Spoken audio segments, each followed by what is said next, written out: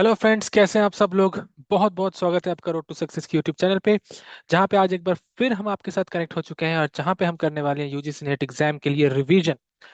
जी हाँ, हम जानते हैं कि यूजीसी नेट एग्जाम अब बस चंद दिनों में ही है। 2025 की शुरुआत और आपका नेट का एग्जाम भी स्टार्ट हो जा रहा है। इतने दिनों से आप कड़ी मेहनत कर रहे हैं, लेकिन जैसे कि सब कहते हैं, रिवीजन के बगैर की हुई मेहनत कोई काम नहीं आती। Revision is the key. और आपका काम आसान बनाने बनाने के लिए मैं आपके साथ रिवीजन कर रहा हूँ। मैं रोज आपके लिए पेपर वन के एक यूनिट से एक टॉपिक लेके आता हूं, जहां पे हम एक साथ बैठ कर रिवीजन करते हैं। पिछले कई दिनों से ये सिलसिला चल रहा है और उस सिलसिले को आज हम करेंगे कंटिन्यू। आज एक नए यूनिट के साथ, जो कि बहुत इंपॉर्टेंट यूनिट है, वो है आईसीटी। आईसीटी एक ऐसा यूनिट है जहां पे बहुत सारे सब टॉपिक्स हैं। हालांकि अगर आप यूजीसी नेट के वेबसाइट पे इसका सिलेबस देखोगे तो वो बहुत ही छोटा सा सिलेबस लिखा हुआ है। पर अगर आप पास से क्वेश्चन उठा के देख लो तो आपको समझ में आएगा कि कितने डिटेल में क्वेश्चंस पूछे गए हैं आईसीटी से। Starting from memory units to your hierarchy, memory hierarchy, then to malwares, then to generations, then to input devices, output devices, then to mathematics, sums भी पूछे गए हैं। octal से hexadecimal कैसे करते हैं, hexadecimal से octal कैसे करते हैं, binary कैसे करते हैं। they are asking literally everything। Hexadecimal के एडिशंस कैसे करते हैं, बाइनरी के एडिशंस कैसे करते हैं। तो बहुत ही ज्यादा डिटेल ओरिएंटेड सिलेबस जो है वो बन रहा है आईसीटी का। इसलिए आईसीटी हो जाता है बहुत बहुत जरूरी, बहुत बहुत इंपॉर्टेंट। तो आज हम आईसीटी के एक ऐसे यूनिट को करेंगे जहां से क्वेश्चंस बनते ही बनते हैं। यानी कि अगर कोई मुझे नींद से उठा के पूछे कि आईसीटी का एक यूनिट बता दो, तो वो एक यूनिट होने वाला है मेमोरी हायरार्की। मेमोरी हायरार्की एक ऐसा यूनिट है जहां से क्वेश्चंस बनेंगे ही बनेंगे। तो आज हम मेमोरी को ही पढ़ेंगे कि कंप्यूटर मेमोरी क्या होती है, उससे कैसे क्वेश्चंस बन सकते हैं, कौन कौन सी चीजें हमें जाननी चाहिए और कौन कौन सी चीजें एक्सप्लेन करके हमें समझाना पड़ेगा एक दूसरे को, ताकि हम बेटर अंडरस्टैंडिंग के साथ क्वेश्चंस को अप्रोच कर सके। ऑलराइट, तो मैं स्क्रीन शेयर करने वाला हूँ। अगला स्क्रीन जो आपको दिखेगा वो है मेरा हैंड रिटन नोट्स। तो मैं उम्मीद करता हूँ आप लोग को मेरी स्क्रीन दिख रही होगी। एक सेकेंड रुक जाइए।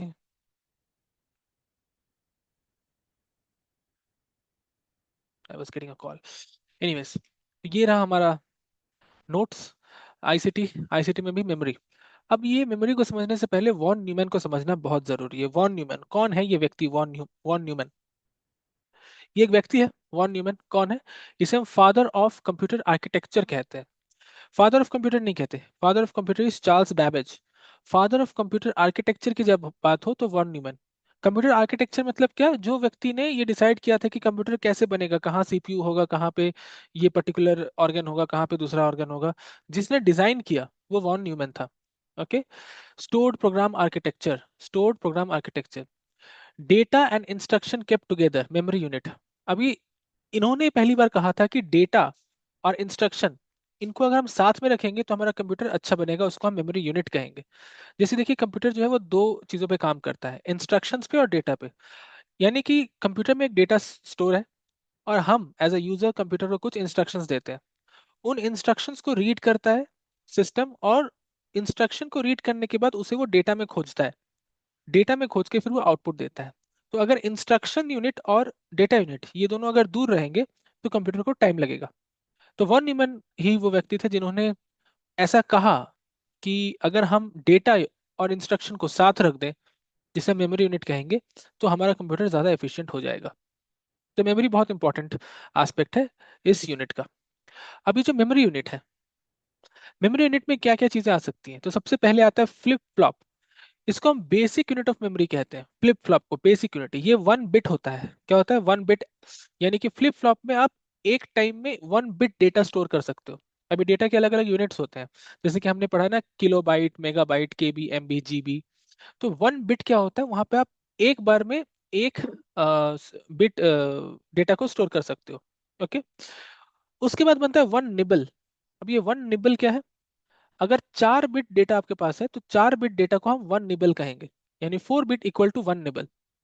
इसके अलावा होता है लैशेस। और रॉ मेमोरी जो है वो 3 तरह की होती है, एक मैग्नेटिक, एक सेमीकंडक्टर और एक ब्लू रे। ये क्लासिफिकेशन आपको समझना पड़ेगा। Okay. 1 nibble equal to 4 bit. अभी 4 बिट, उसके बाद आता है बाइट्स, फिर आता है किलोबाइट्स, फिर आता है मेगाबाइट्स, गीगाबाइट्स, इस तरह से बहुत सारे यूनिट्स चलते रहते हैं। ठीक है, बिट्स और बाइट्स में कंफ्यूज मत हो जाइए, बहुत लोग बिट्स को ही बाइट्स मान लेते हैं, पर ऐसा नहीं है। Bits is different, bytes is different. एक पर्टिकुलर सेक्शन में लूंगा जहां पे मैं न्यूमेरिकल्स कराऊंगा, वहां ये चीज को मैं क्लियर कर दूंगा। ओके, अभी जो मेमोरी है, मेमोरी रजिस्टर से बनती है, रजिस्टर यानी फ्लिप फ्लॉप। आपकी जो मेमोरी है वो रजिस्टर से बन रही है। अभी मेमोरी वर्ड और स्टोरेज वर्ड में डिफरेंस समझना बहुत जरूरी है। मेमोरी वर्ड और स्टोरेज वर्ड, लोग इसे इंटरचेंजेबली यूज कर लेते हैं, पर इसे इंटरचेंजेबली हम नहीं यूज कर सकते। Memory refer to the location of short term data. जहां पे शॉर्ट टर्म डेटा रखा हुआ है उसे हम मेमोरी कहते हैं। जैसे आपकी कैशे एक मेमोरी है, primary memory, secondary memory, cache memory, they are called memories because they are short term data. पर storage are long term data, storage are long term data, जहाँ पे डेटा को लॉन्ग टर्म के लिए store किया गया। जैसे अपनी हार्ड ड्राइव हो गई, हार्ड डिस्क हो गई, एचडीडी कह लो या एसडीडी कह लो, एसडी कार्ड्स कह लो, सीडी कह लो, डीवीडी कह लो, ये सारी हो गई स्टोरेज, ये हमारी स्टोरेज डिवाइसेस है। ये हो गई हमारी स्टोरेज डिवाइसेस। कौन कौन सी? HDD, SSD, SD cards, CD यानी कॉम्पैक्ट डिस्क, डीवीडी यानी digital versatile disc. Full form भी याद रखना बहुत जरूरी है। अभी एचडीडी और एसएसडी, ये दो बहुत इंपॉर्टेंट है। इन दोनों में फर्क है। पहले हम लोग कंप्यूटर्स में एचडीडी यूज करते थे, हार्ड डिस्क ड्राइव जिसे कहते हैं, और अभी हम एसएसडी यूज करते हैं। एसएसडी थोड़ा फास्ट होता है, सॉलिड स्टेट ड्राइव होता है। एसएसडी और एचडीडी का जो डिफरेंस है वो बेसिकली ये है कि एचडीडी ऐसे गोल गोल घूमती है, तो वो क्या करेगी, वो ऐसे गोल घूमेगी और वो फिर डेटा को फाइंड करेगी। और एसएसडी सॉलिड स्टेट ड्राइव, वो सॉलिड रहती है। ओके, और इसके बाद हम समझते हैं सीपीयू।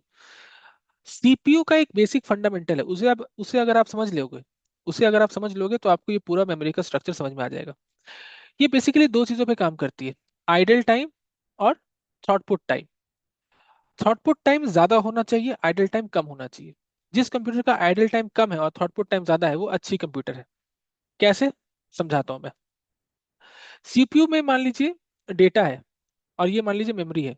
तो डेटा से मेमोरी में जंप करना और मेमोरी से डेटा में जंप करना, ये चीजें हमें समझनी पड़ेगी। और ये चीजें बसर के थ्रू होता है, जिस चीज के थ्रू होता है उसे हम बसर कहते हैं।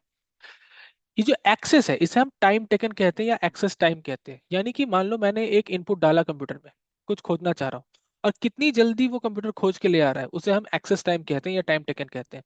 तो किसी कंप्यूटर का आइडल टाइम जितना कम रहेगा उतना ज्यादा उसका थॉटपुट टाइम रहेगा। यानी वो आइडल जितने कम देर बैठता है, यानी वो उतना जल्दी काम करता है, उतना फटाफट काम करता है। ठीक है, अब जितनी भी मेमोरी डिवाइसेस है या स्टोरेज डिवाइसेस है वो इसी दो कॉन्सेप्ट पे काम करती है। एक्सेस टाइम ज्यादा होना चाहिए, थॉट आइडल टाइम कम होना चाहिए। समझते हैं इसे डिटेलिंग में, मैं इसे मिटा दूं, इसे समझते हैं। ये कॉन्सेप्ट अगर आप समझ लोगे तो आपको बहुत ही फायदा होगा। देखिए, ये जो डायग्राम मैंने बना रखा है यहाँ पे, सीपीयू में जो मेमोरी यूनिट है दो तरह की होती है, एक रैम और एक एचडीडी। रैम क्या है? इसमें डेटा को प्रोसेस कहते हैं, डेटा इज कॉल्ड प्रोसेस। ये हमारी मेन मेमोरी होती है, मेन मेमोरी। फोन में भी आपका एक रैम होता है, एक रोम होता है, राइट? एक रैम होता है, एक स्टोरेज होता है। और एचडीडी को हम लोग प्रोग्राम कहते हैं, एचडीडी की डेटा को हम प्रोग्राम कहते हैं। अभी इसको समझते हैं। Volatility, cost per bit, access time. किसी भी डिवाइस का, मेमोरी डिवाइस या स्टोरेज डिवाइस की तीन चीज बहुत जरूरी है। एक्सेस टाइम यानी कितनी जल्दी वो डेटा को एक्सेस कर पा रहा है, वोलेटिलिटी उतनी ज्यादा होगी, वोलेटाइल मतलब कितनी जल्दी वो एक्सेस कर पा रहा है। अगर एक्सेस टाइम ज्यादा है तो वोलेटिलिटी भी ज्यादा है। कॉस्ट पर बिट, सॉरी मैंने उल्टा कहा, सॉरी, एक्सेस टाइम अगर कम है तो क्या कहते हैं, वोलेटिलिटी ज्यादा है।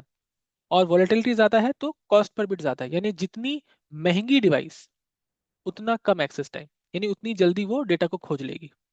जितनी महंगी डिवाइस उतनी जल्दी वो डेटा को खोज लेगी। तो इसका जो सीक्वेंस है वो इस तरह से: CPU register, cache, RAM, ROM, flash drive, SSD, HDD, CD, DVD, magnetic tape. यानी कि सबसे फास्ट जो डेटा को खोज लेती है वो होती है सीपीयू रजिस्टर। सबसे फास्टेस्ट मेमोरी है सीपीयू रजिस्टर, इसलिए सबसे महंगी होती है। उसके बाद कैशे, उसके बाद रैम, उसके बाद रोम, उसके बाद फ्लैश ड्राइव, उसके बाद एसएसडी और उसके बाद एचडीडी। यानी एसएसडी हमेशा एचडीडी से फास्ट होती है, उसका एक्सेस टाइम कम होता है। फिर सीडी या डीवीडी, फिर मैग्नेटिक टेप। इसके बीच में कहीं आपका पेन ड्राइव आएगा। पेन ड्राइव जैसे जो स्टोरेज डिवाइस है वो इसके बीच में आएगी। ओके, तो ये कॉन्सेप्ट मैं उम्मीद करता हूँ आपको समझ में आया होगा। ये कैसा कॉन्सेप्ट है? अभी एक और इंपॉर्टेंट चीज़ मैं बता दूं यहाँ पे।